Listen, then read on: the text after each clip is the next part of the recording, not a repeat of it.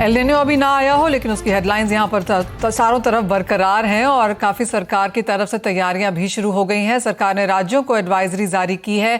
क्या है एडवाइजरी में और कैसी है सरकार की तैयारी, बताने के लिए जुड़ रहे हैं मेरे सहयोगी असीम मनचंदा। असीम, क्या कुछ है लेटेस्ट सरकार की तरफ से? नीनो हो सकता है, इसका मतलब कि बारिश कम होगी, सूखा पड़ सकता है। तो केंद्र सरकार ने इसकी तैयारियां पहले से करनी शुरू कर दी हैं।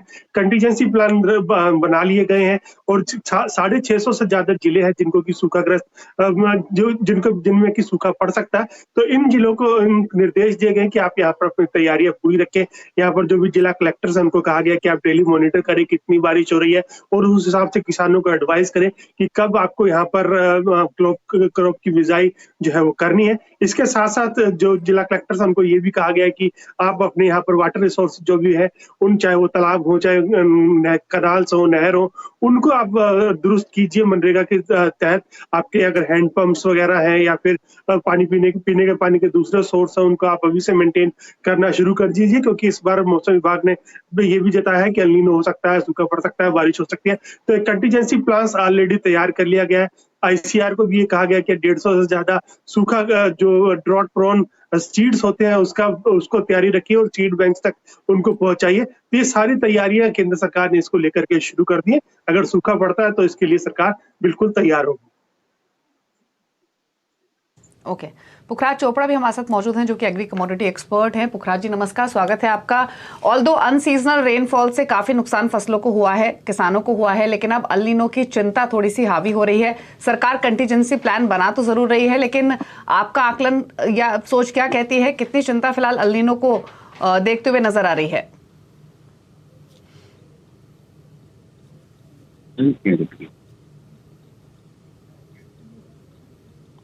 पुखराज जी आप। हेलो जी हाँ जी पुखराज जी।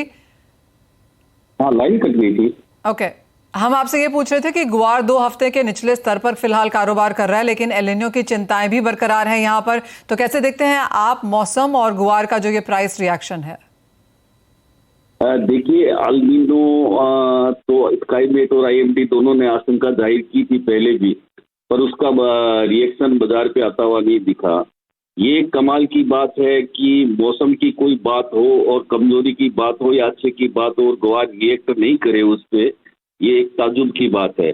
दूसरी बात मनीषा जी, डॉलर जिन भावों पे चल रहा है, वैसे भी गुआर और गम के भाव बढ़ने चाहिए थे, पर अपेक्षा के अनुरूप बढ़े नहीं और बाजार वहीं पे जस का तस पड़ा है। तो मनीषा जी, ऐसा लगता है कि जिस तरह से वेबसाइटें बता रही है और जिस तरह से सरकारी समाचार मिल रहे हैं मौसम के बारे में, तो गुआर में एक बड़ी तेजी बननी चाहिए। ये कैसे और कब शुरू होगी, इसके बारे में कहना तो बहुत मुश्किल है।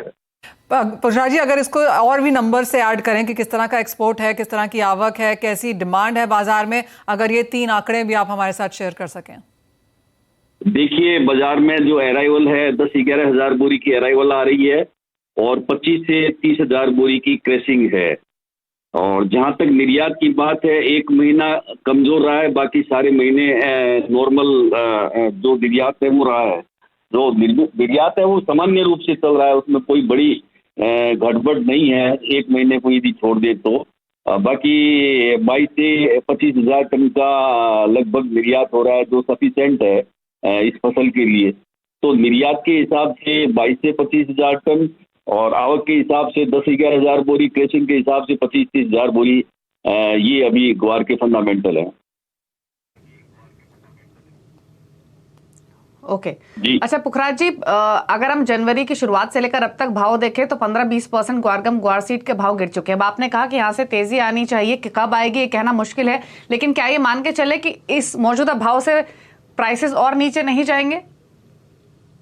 देखिए, लगता नहीं है नीचे जाएंगे, पर जिस चीज का सट्टा होता है, जिस चीज का फ्यूचर ट्रेड होता है, उसके अंदर हम ये नहीं कह सकते कि कोई चीज नीचे नहीं जाएगी या ऊपर नहीं जाएगी। देखिए, 1000 नोट कोई इसके अंदर अभी बेचने के लिए आ जाए तो निश्चित रूप से बाजार घटेगा, और 1000 नोट लेने के लिए आ जाए तो निश्चित रूप से बाजार बढ़ेगा। तो वायदा के अंदर जो रिएक्शन है और फंडामेंटल के जो रिएक्शन है वो दोनों अलग अलग होते हैं। तो वायदे में यदि कोई ऑपरेटर लगा हो तो बाजार को मंदा रख सकता है, यदि नेचुरल ट्रेड चले तो वायदे के अंदर किसी प्रकार की मंदी नहीं बनती है। तो जिस तरह से आपने कहा सारे फंडामेंटल्स यहाँ पर पॉजिटिव हैं और अचंभे की बात है कि हमने गुआर को बहुत स्ट्रांगली यहाँ पर कारोबार करते हुए नहीं देखा, लेकिन एक शॉर्ट ना जाए यही एक यहाँ पर फिलहाल एक एडवाइस है। अजय, आप कैसे देखते हैं? फिर चाहे वो गुआर हो, स्पाइसेस पैक हो, आपकी टॉप ट्रेड्स इन दोनों ही सेक्टर्स में कहाँ हैं? अजय, आप म्यूट पर हैं।